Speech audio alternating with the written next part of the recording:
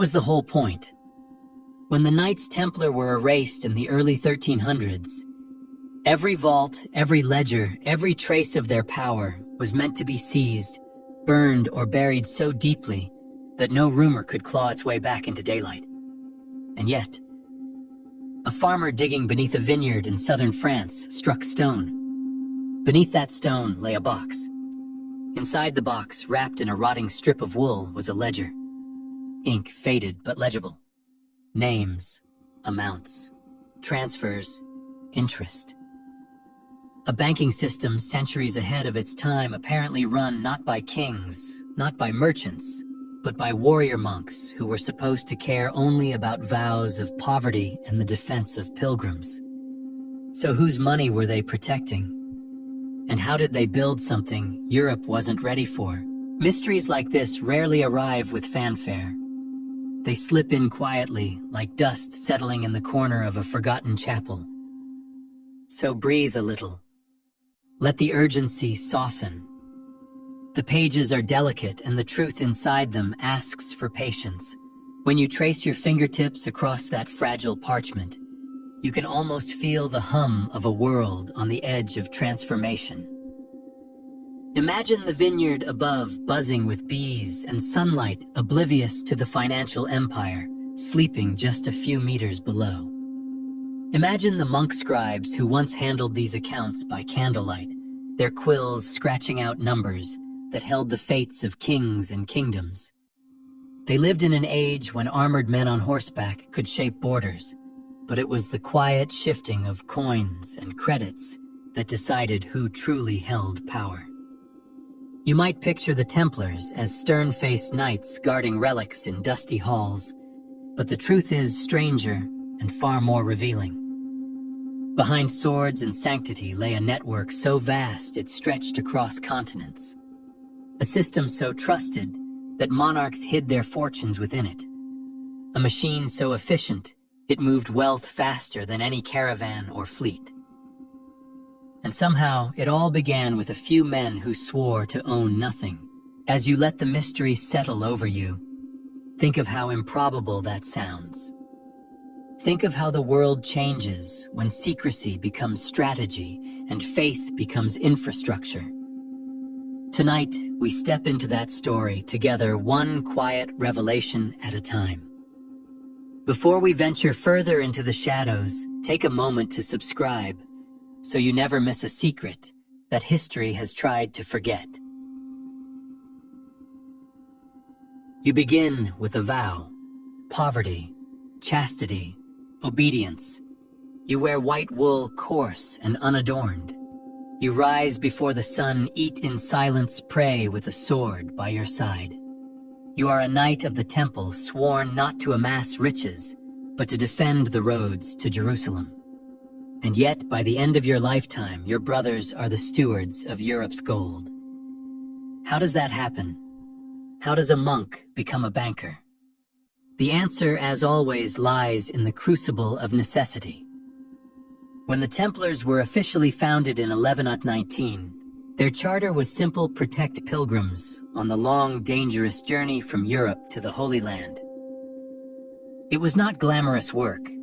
Bandits were a constant threat, and the roads between cities offered little in the way of safety.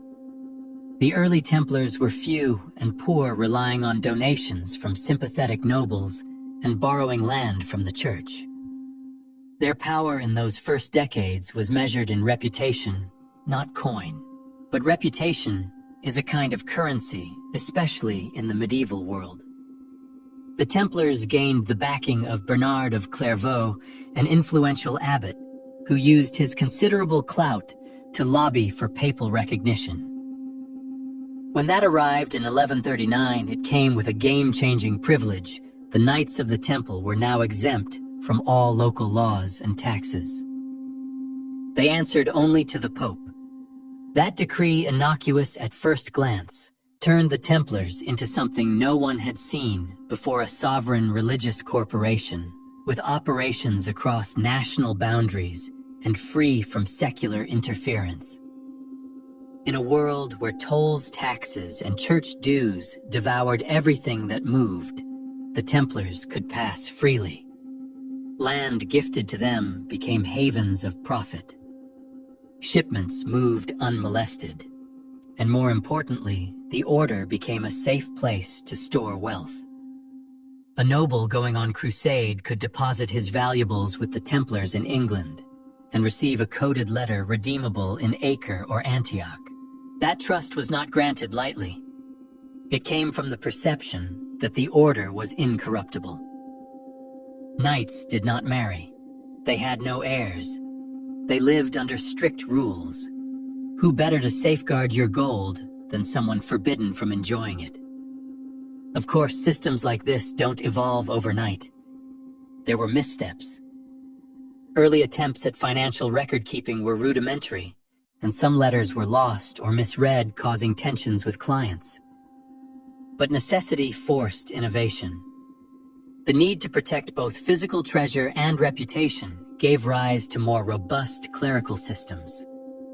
By the mid-12th century, the Templars had trained scribes fluent in multiple languages, adept in arithmetic, and capable of managing complex transactions.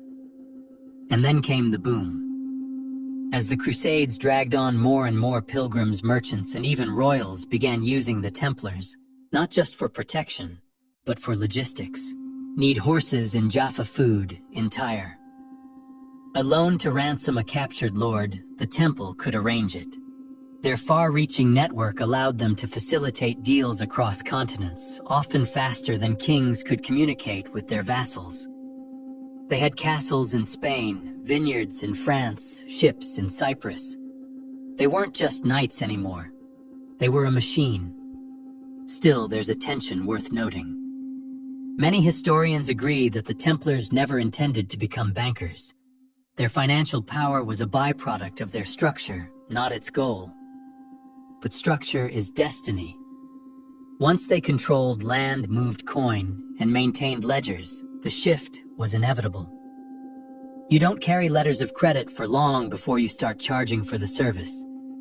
You don't store other people's wealth without learning how to make it grow. Here's where it gets thorny.